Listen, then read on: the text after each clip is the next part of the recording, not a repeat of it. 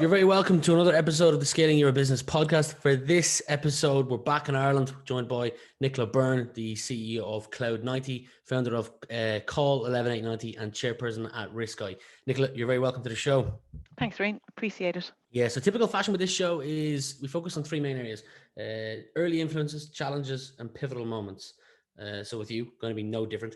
Although you've got a very good private online profile. What I mean by that is most of them, I guess, it's easy to find information on. You were a bit of a challenge. So I'm going to guess that you grew up in Dublin. I did. Excellent. I'm on the north side. I'm a Portmarnock girl. Okay. I'm not too far. I'm actually just on the border of Dublin and Meath between Ratoath and Ashburn. So Okay. talk to me about what was it like growing up in Portmarnock? Any standout memories from your childhood? Yeah, if you missed a bus, you were trapped for another hour. Standout memories was a small community, beaches, school, dog walking, all good. No bad memories, no big traumas. School was probably my most defining moment where I didn't seem to fit. I was a square peg in a round hole. School was fantastic. Principal Pat O'Leary was fantastic.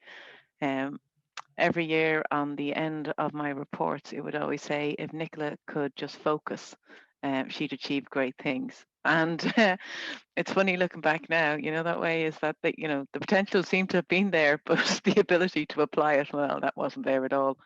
So it was interesting. Yes, that's the most outstanding things. If she could focus, she'll do well. Well, you did do well in the end. You've mentioned your principal of the school. Anyone from your early days that you think had a big impact or influence on you while you were growing up? No. My parents have always been people who've kind of let you choose your own destiny. So as regards, I get on fantastic with my brother. I have a smaller sister, and there's no big, life was just normal. I don't have any defining people that I followed or wanted to be. I didn't go up wanting to be anything. That was half the problem. I left school at 16 and did my leaving cert at 16, and sure, I was 17 when I did the repeat. Sure, my own daughter now is almost 19 doing her leaving cert this year. It's just a different environment. I was very young, and everything I did, I obviously never thought I could do better. And I kept trying to do better. And eventually I found a purpose. And when I found my purpose, it kind of all rocked. So there was no early defining moments. I was just born who I am, and I kind of I haven't really changed. I'm still that 7-year-old little kid going, I can do that. I'll have a go with that. What do you mean there's a problem? I can sort that too. So yeah. Well, compared to most, I would challenge you and say that you have less fear than most, or certainly you're able to be gutsy 5 seconds as a time, is a saying I like to use. That's pretty But good. you've mentioned 16 doing your leaving cert. You said you repeated it. You then went on to make, and if I've got my facts right, £58 a day through a FOSS course and That was a doing week. Are you a mad? That week. was a week. Sorry, a week. Okay, A wow, week. Yeah. £58 a week. A week. Yeah, Living the for high life if it was a day. oh yes, Foss and Baldoyle. It was a great place, and it's funny. It was a customs clearance and export course, and having gone on subsequently to be obviously the president of the Irish exporters, only recently, and past recent, um, it was quite a grounding. I enjoyed every minute of it. I took that money and I went to college at night because we couldn't afford to go, money wasn't available to go to college at night. We were still fully paying fees, and that option wasn't available. So work was always going to be calling. I played basketball 3 nights a week in Killester National League. I went to college 2 nights a week, and I did FOSS, and then I got a job in Gatto, cakes. And from there, I stayed. And then 4 years later, I went abroad for 6 months to the States. Then I came home to get my marathon. Then I joined Jacobs and 98 FM. So I went to work for 98 FM for a couple of months with Dennis O'Brien. And then I left that because I got 2 jobs at once, and I just took one because it was starting sooner than the other. And then I got a job in Jacobs with Michael Carey. And I was 2.5 years under his tutelage in Irish Biscuits, of which I can proudly say I didn't flourish. Working for other people becomes something that I don't do well. Taking instructions is not something I do well. Um, I'll only do something if I think it's a good idea, or you're right, or it's worth a try. Um, Mm, I think the problem is, and that's why I work for myself, is that I have no problem with authority as long as it makes sense, and it has to make sense to me. And mm-hmm, I can see the big picture. So somebody telling me to do something because they say it, and you can clearly see it's wrong, and it's not going to work, and you can look forward and go, if I bounce it there, that's going to happen. So I was kind of thinking, this is needless work. I can shortcut most of this stuff. And I realized, actually, yeah, I was right. I can. So it was a bit mad. I was kind of going, there's so many ways in life people kind of want to squish you into holds. And just because something has always been done that way doesn't mean you should continue to do it that way. And just because something looks like it can be done differently doesn't mean it could be tried and broken either. So there's a fine balance of knowing, when to kind of push the limits and when to accept and conform. And mm, I found working for other people that the conformity was all the time, and there was no challenging. And I grew up in that perfect space where when I was in Gatto, I had one of the very first desktop computers in the country that I learned to type on, because I was bored. And and I remember thinking, my God, look at the power that's coming down the road for us. So, like, I'm one of these people who still uses a computer without actually using a mouse. So you could still use all the keystrokes because that's what we learned. And I realized that, my kids now come in and use computers, but when something goes wrong, they can't go back. There's no, ma'am, the mouse isn't working. And you're like, oh, darling, control B, it's, that's how you do it. And F10, bring it up there. And just the ability to work the go arounds, that we were there. Legacy issues to us isn't a problem, mm. because we built the legacy. We are that generation who created and evolved Wow. with the technology. So now this generation are just the users of it. They're not participating in the growth of it. It's growth in a different way. Like we had Yeah. astronomical growth between 1988 and 2010. And my generation just happened to be that age group. So I'm 50, and my generation just happened to be that age group that got the bounce of that with luck more than anything else. So we could see excitement and possibilities and change. And looking now, being 50, to how annoying I must have been at 22, I almost feel sorry for them. I must I say, really do. Because I'd probably struggle as well to use a computer without a mouse. I'd get by a little bit, but not the F10. I didn't know that. there's loads of cool things you can do, that way. And Mm, there's just, once you can control the mouse with the F keys, then you're kind of flying, that way. So, yeah. but there's Yeah. amazing What? Go on. well, there's amazing insight that being older gives you. So Mm, I always give the example that being born in 1970, there was a jigsaw that had all the brands that existed in 1970. So like Kellogg's Cornflakes and Bovril and Sif, or Jif at the time it was, and all the brands now. And I remember getting to about 27 or 28. And so I must have been about 32 when the 4-year-old went, oh, look, mum, they've just invented golden nuggets. Can I buy them in the supermarket? But they weren't invented. They were just new to her because she was only 4. They were mm, invented back in 1920 something probably. But golden nuggets to her were brand new. And cornflakes, everything you see for the first time is brand new to you. yeah. So it was fascinating that the older I've got and the more people on the team work with me, and when the younger members come into the team, I'm fascinated that I have to forget that I have all this inbuilt experience from trying things and failing greatly.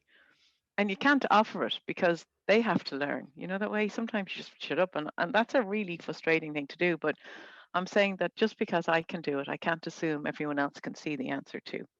And so the lesson with social media at the moment is older people are thinking, oh, dear Jesus, we've already tried all that.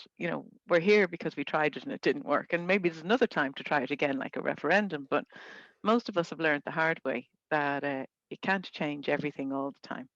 Some things have to remain constant. You can't just invent new road traffic rules, and you can amend the ones you have, but there isn't any new ones really to add in. If there was and they were a good idea, they'd already have been done.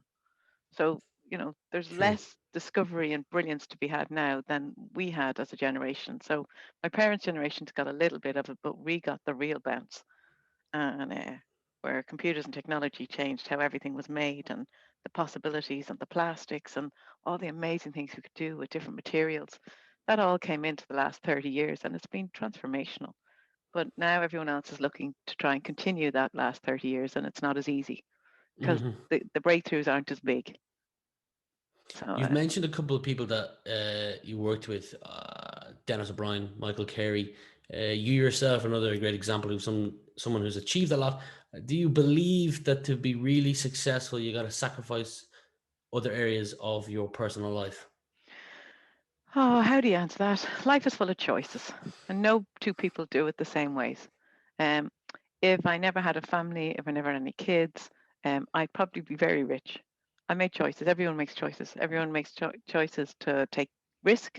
Everyone makes choices to have family. Everyone makes choices to building relationships. Different people make different choices. And sometimes you can have it all, but very rarely. So in your choices, there's, whether it's your bank balance, um, whether it's your mental health, whether it's your kids and your investment, whether it's investment in yourself, you make choices. You only have 24 hours in the day, and those Mm. choices do end up defining you. And I like my choices. Like, I don't want to work and kill myself like I did in my 30s. I'm kind of coming up to that point where now I'm building businesses that suit me and Mm. not the world. And I don't want to live up to anyone's expectations. I have actually taken a life choice.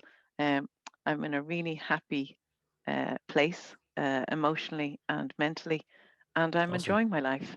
You know, just with the friends and neighbors and team I have around me, I'm very lucky. And tomorrow, as we all know, that can change instantly. So other women make different choices to men, and they have different choices to them. Men can't choose to have a baby. It's like it's not a Hmm. choice, not on their list. So we have different choices as people to make, and we all just muddle through. And then that magic ingredient of luck also comes into it. But the harder you work, the luckier you tend to get. And sometimes a risk taker can go very far. But then the problem is not all risk takers make it.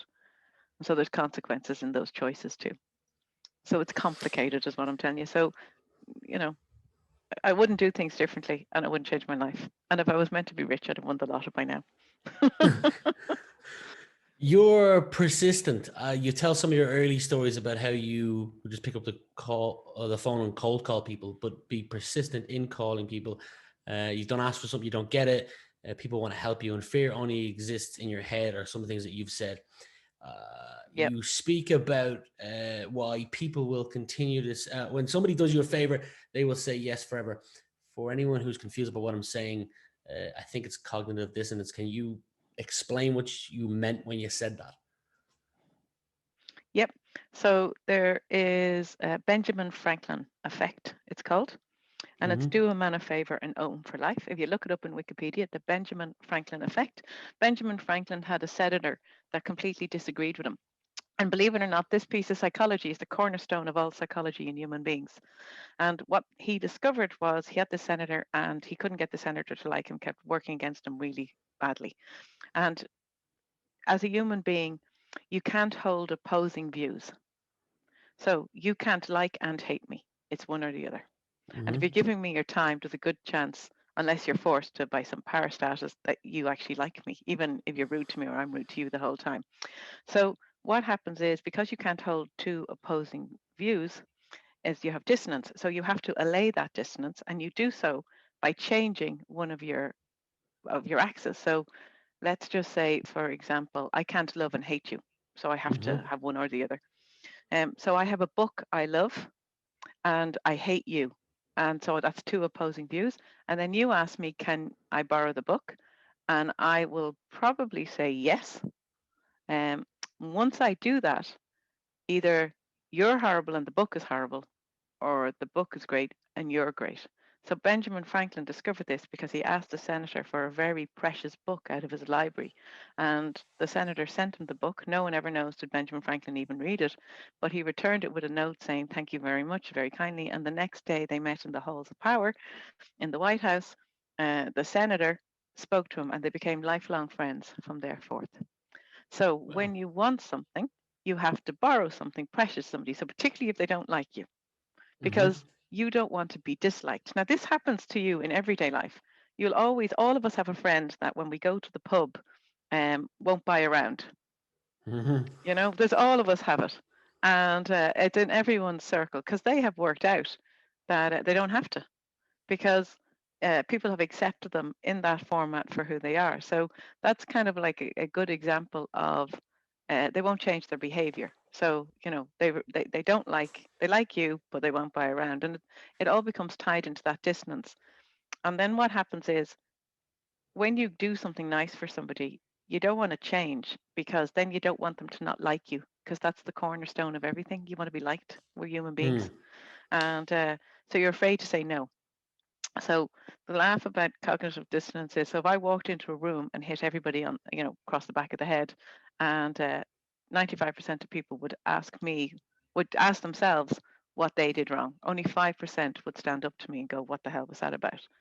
And it all plays into that dissonance. So it's quite complex, but the simple thing is when you do a man a favor, you tend to get into the loop of owing him for life, because then you don't want to say no because you don't want him to not like you, and you've made friends, and your dissonance doesn't want you to not like him. So you stay trucking along the path. So and successful people actually are probably the 5% of people, you know, when you find them business, they'll go, no, can I have that? No, you're gone too far. Mm. Stop. The other 95% of us will just roll over. So I'm definitely in the 5%, just so you all know. It's a hard thing to do, and it's a skill, because everyone goes, so just say no. Well, it's not that easy. 95% of us don't want to be disliked. So I'm Mm-hmm. not going to stand up. I'm not going to stand out of the crowd. I'm not going to bring attention to myself. I don't have the you know, the strength, mental agility to live on my own and to isolate myself from the community. It gets complex.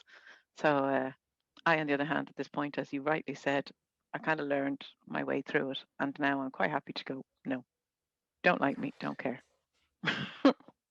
Nice. Uh, 10 minutes ago, you were talking about the era you were born in. Fast forward to today, if you could add one subject and one subject only to the secondary school curriculum that's mandatory, what would you choose? Oh, geez, it's already there, maths. Okay. Yeah, it's already there. I don't think I'd. Oh, well, that's not true. I'd actually add one more skill as opposed to a subject, and that is the ability for people to do deductive reasoning. Explain. Um, Okay, so one of the biggest problems I have in everyday life is when I Google the words mole repellent Ireland. In fact, if you're sitting at a computer and you want to type the words in, you feel free. And I want you to Google mole repellent, MOLE. This is a little furry creature, lives underground, you know, cuddly looking fella. And tell me what you see. What you're going to see is you're going to see loads of products for selling mole repellent. Now, if you go further down that story, there's a story that says B&Q blindingly obvious, something like that in the headline on Google. I'm not sitting in front of my computer. Mm. And the reason that story's there is because there are no moles in Ireland, and B&Q got into huge trouble because they brought their listings from Manchester to Belfast and sold 350 grand's worth of mole repellent. So deductive reasoning and believing that everything on the internet is fact, right, is just complete rubbish. We have no moles, and we have no moles because 10,000 years ago there was a mile of ice above your head.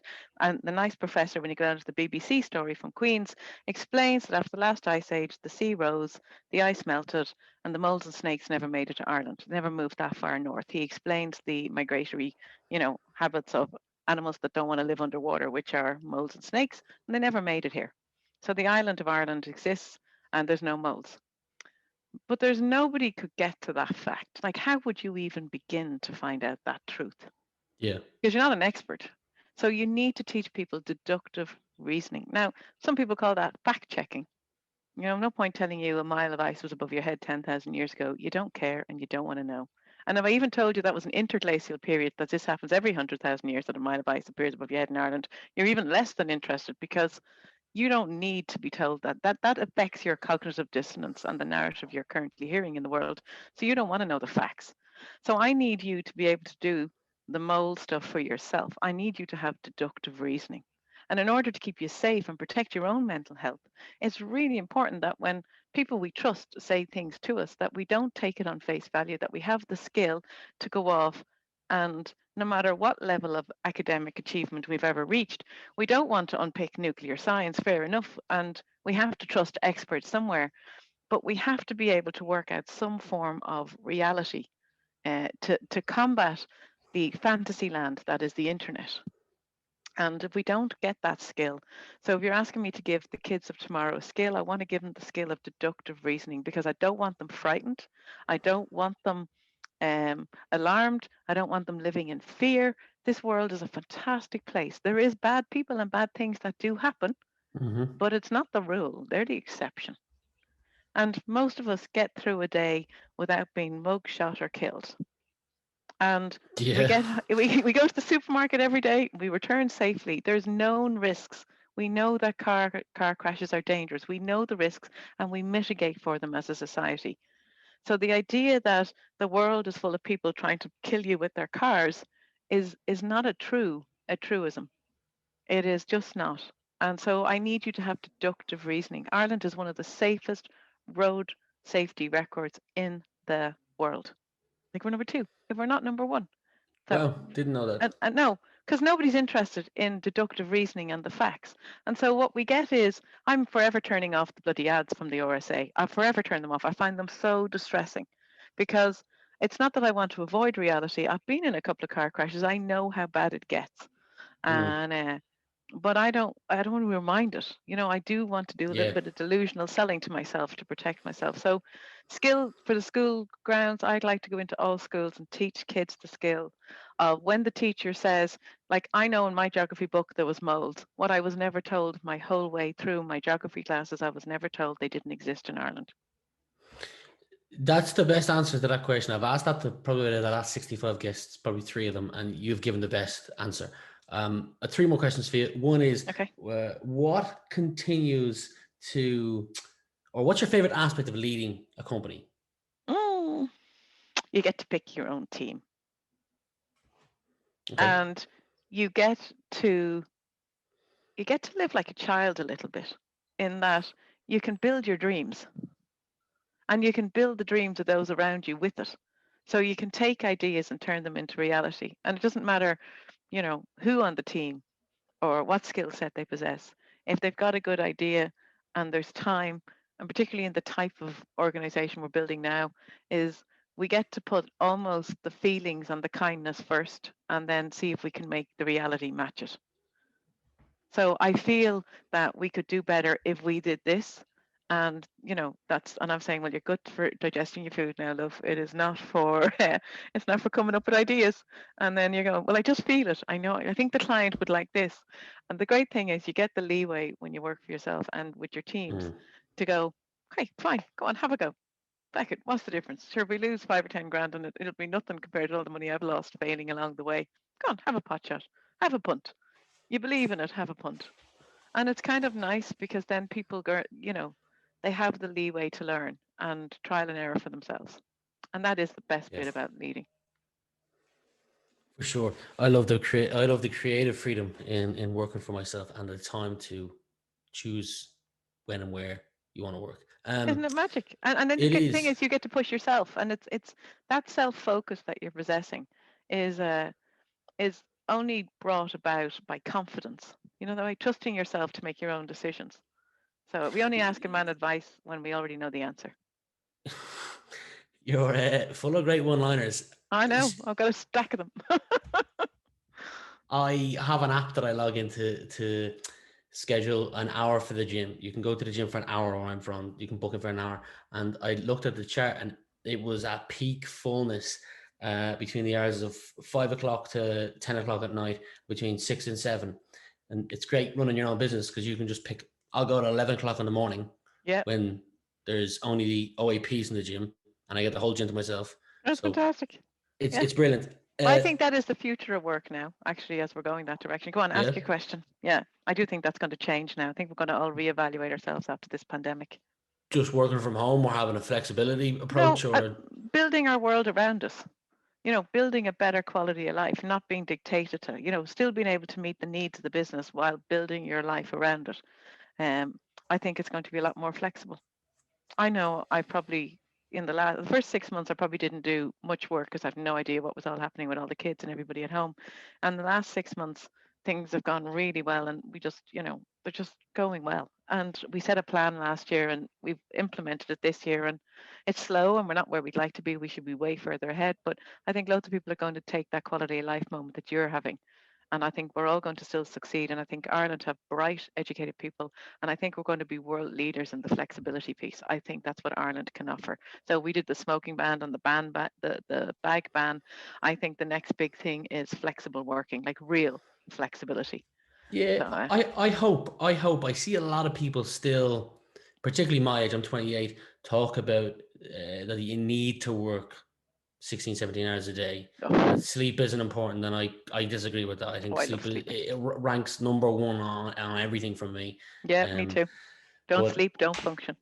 exactly.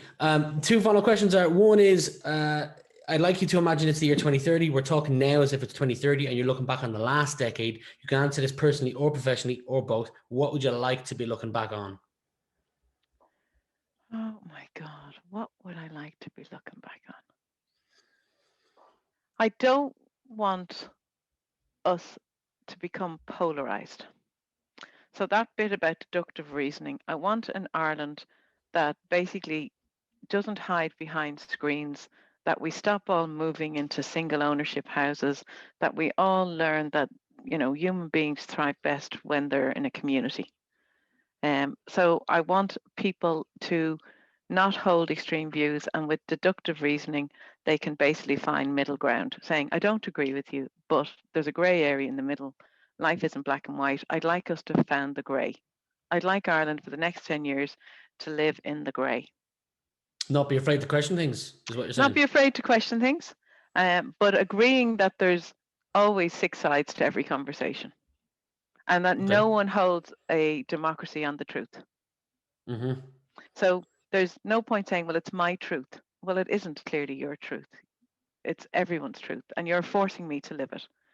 So all this nonsense about forcing and the choices the governments are making on forcing spends to those who shout loudest with ideologies that can't sustain it. I think Ireland has a huge amount of good. I think we've everything to lose. So if the 10 years go well, we will be where we are now, and the tide has risen for everybody, and we have fixed a lot of everything. More houses, more everything, people minded, more college, more education, more travel, more of the good things. I do not want to see an Ireland that becomes polarized into like the States, and the internet has the power to do that. So I'd like to be able to look back and say we all put Yeah. down the screens and sat in the pub together, and we ironed out in the back of a piece of paper what the plan looks like for the next 10 years. Not we outshouted each other and I gave you the truth and I took what I wanted because I had the power to do it. Don't want to I see hope so. people abuse power. I think there's good things ahead. I think there'll be a bit of a blip, but I think we're a strong enough little nation. And the problem is we are little. Like today, we have, a president of America talking for Ireland. Not sure I'm happy about that either. I know we're only 4.5, 5 million people, but we're still here. We have our own loud voice. We're grown up too. We can speak for ourselves. Yeah. So don't want anyone speaking on our behalf. Want to maintain our kindness and our democracy. Don't want to be ordered about. Don't want to be controlled. Don't want to be told what to do, and certainly don't want to be told what's good for me. Well, with certain topics these days, you feel like you've got to be a strong person if you want to have a choice. But what I was going to say was, you've mentioned media. I worked in sales for years, and I always wondered why salespeople were never on any list for like the best of this, the best of that. So I Googled it one day, and salespeople are on one list, and it's the top 10 for the top 10 jobs of the most common places where organizational psychopaths work. But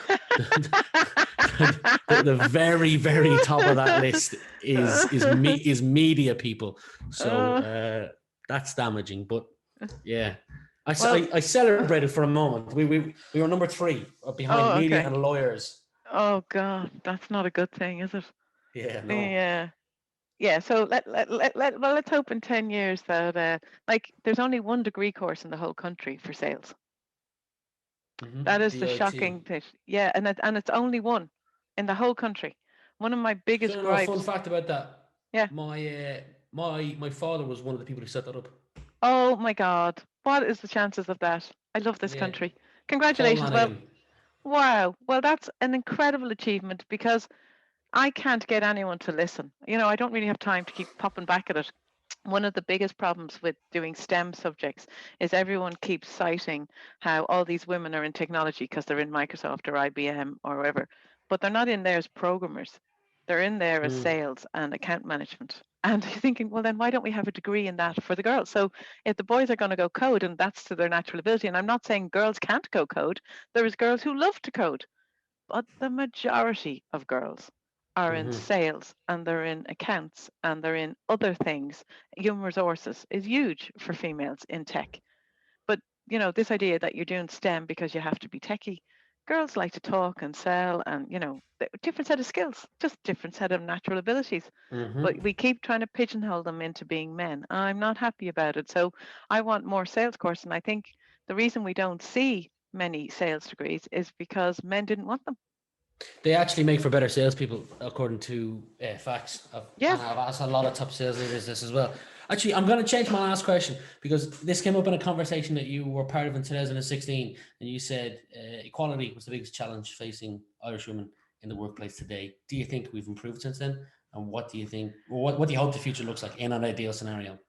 I think the future is going to be harder because I have two girls, 19 and 23, um, Mm-hmm.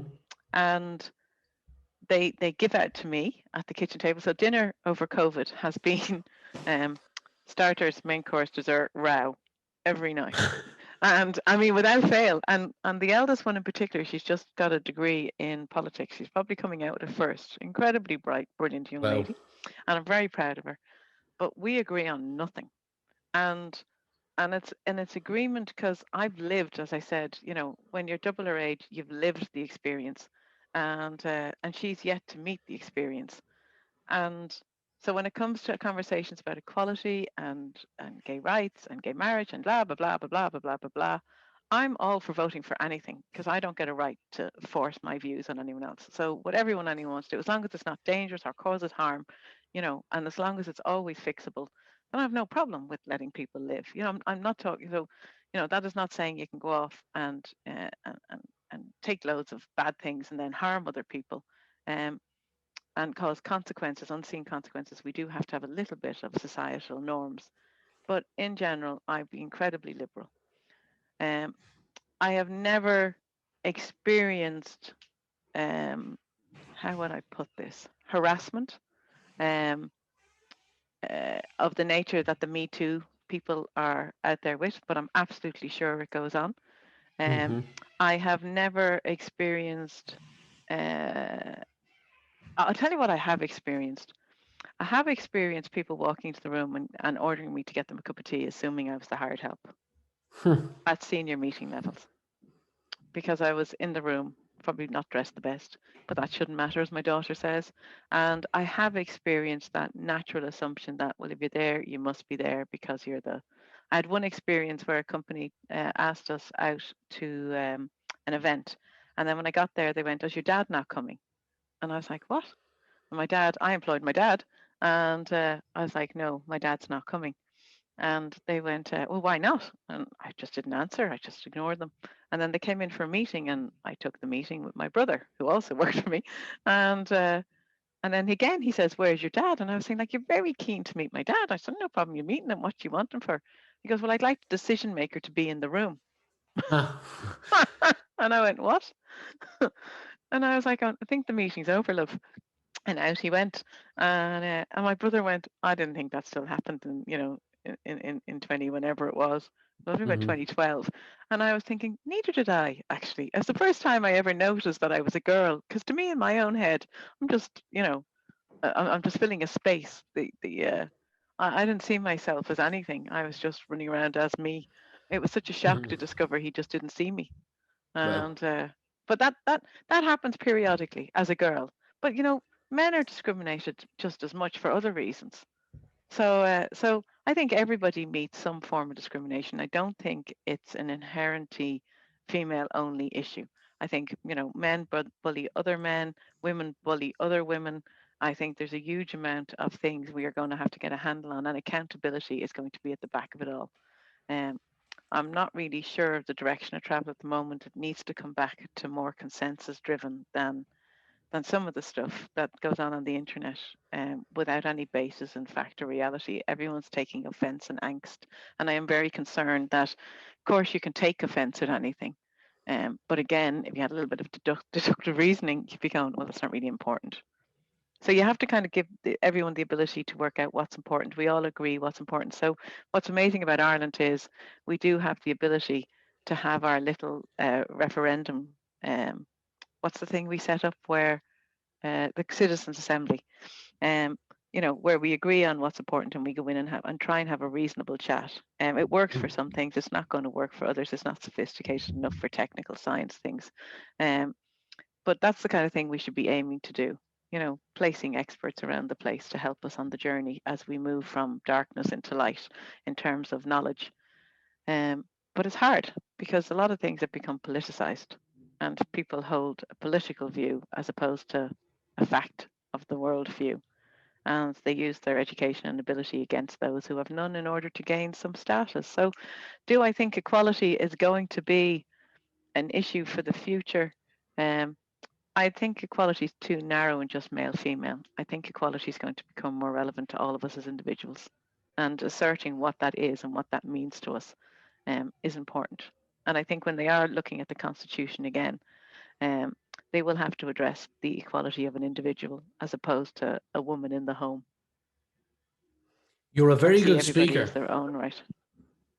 Thank you, Rian. Yeah, you do. You have a talent. You've got good one-liners, and your wall is down.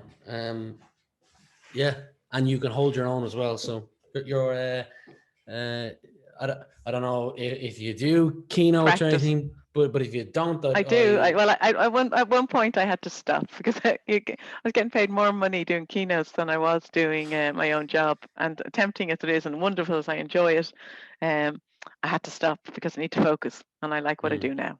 We actually help a lot of people now in the stuff we do, so I'm very happy. Excellent to hear. Well, look, we'll leave it there for today. Nicola Byrne, I've had a great pleasure in chatting to you for the last 35, 40 minutes. And let's hope there's a bright future ahead. But for today, we'll end it there. Thank you very much. Great. Thanks, Rian. Appreciate it.